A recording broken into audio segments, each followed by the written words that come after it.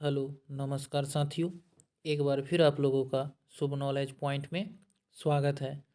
तो आज के इस वीडियो में हम लोग देखेंगे जीके जीएस से संबंधित कुछ महत्वपूर्ण प्रश्न जो आपके आने वाले जीडी एग्ज़ाम में काफ़ी महत्वपूर्ण साबित होगा। तो साथियों, वीडियो में अंत तक बने रहें।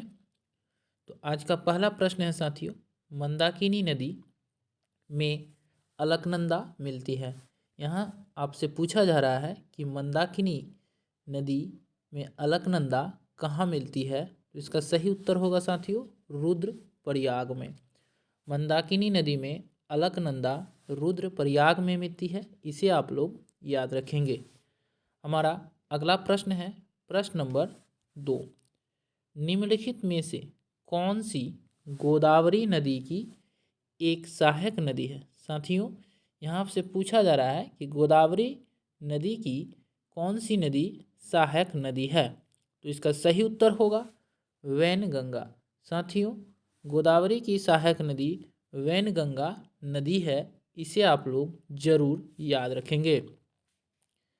प्रश्न नंबर 3 है कि भारत में सक्रिय ज्वालामुखी कहाँ पाए जाते हैं। तो इसका सही उत्तर होगा साथियों अंडमान और निकोबार द्वीप में। भारत में एकमात्र सक्रिय ज्वालामुखी अंडमान और निकोबार द्वीप में है। इस प्रश्न को आप लोग जरूर याद रखेंगे साथियों। इस तरह के प्रश्न आप लोगों को एसएससी जीडी एग्ज़ाम में ज़रूर पूछे जाएंगे और एसएससी जीडी एग्ज़ाम में इस तरह के प्रश्न ही पूछे जाते हैं। तो साथियों, आप लोग इस प्रश्न को अच्छा से याद कर लें। चलते हैं साथियों प्रश्न नंबर 4 की ओर। प्रश्न नंबर 4 है साथियों कि सूर्य से पृथ्वी लगभग कितनी दूर है। तो यहाँ से आप लोगों से पूछ रहा है कि सूर्य पृथ्वी से लगभग कितनी दूर स्थित है। तो इसका सही उत्तर होगा 150 मिलियन। साथियों, पृथ्वी सूर्य से लगभग 150 मिलियन किलोमीटर दूर स्थित है। चलते हैं साथियों प्रश्न नंबर 5 की ओर। प्रश्न नंबर 5 है साथियों, निम्नलिखित में से कौन से वर्ष की जनगणना भारत की 14वीं जनगणना है। साथियों, यह आपसे पूछ रहा है कि भारत की कौन सी जनगणना 14वीं जनगणना थी। तो इसका सही उत्तर होगा 2001। 2001 की जनगणना साथियों भारत की 14वीं जनगणना थी तथा 2011 की जनगणना 15वीं जनगणना थी। साथियों, भारत में प्रत्येक 10 वर्ष पर जनगणना की जाती है। पहली बार जनगणना 1881 में पूर्ण रूप से हुआ था। साथियों, हमारा अगला प्रश्न है साथियों प्रश्न नंबर 6। प्रश्न नंबर 6 कह रहा है साथियों जो साइंस से संबंधित प्रश्न है। इस वीडियो में आप लोगों को साथियों जीके जीएस के प्रत्येक तरह के प्रश्न बताए जाएंगे ताकि कोई भी प्रश्न आपका एग्जाम में न छूटे। साथियों, हमारे पाचन तंत्र के किस भाग में वसा का पाचन होता है। यहाँ से पूछ रहा है कि हमारे पाचन तंत्र में वसा का पाचन किस भाग में होता है। तो इसका सही उत्तर होगा छोटी आंत में। साथियों, छोटी आंत में वसा का पाचन हमारे पाचन तंत्र में होता है। तो प्रश्न नंबर 6 का सही उत्तर होगा ऑप्शन बी। चलते हैं प्रश्न 7 की ओर। प्रश्न 7 कह रहा है साथियों रक्त का कौन सा घटक रक्त के थक्के बनने में मदद करता है। तो इसका सही उत्तर होगा प्लेटलेट्स। साथियों, प्लेटलेट जो है वो रक्त का थक्का बनने में मदद करता है। विटामिन के कारण ही रक्त का थक्का बनता है।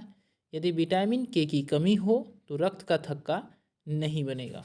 चलते हैं साथियों प्रश्न नंबर 8 की ओर।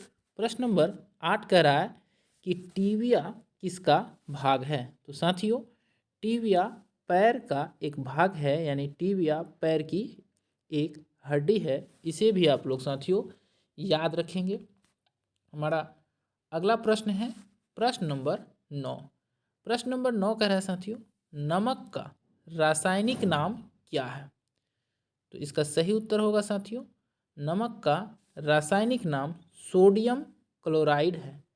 नमक का रासायनिक नाम साथियों सोडियम क्लोराइड NaCl है। इसे भी आप लोग याद रखेंगे। हमारा अगला प्रश्न है प्रश्न नंबर 10।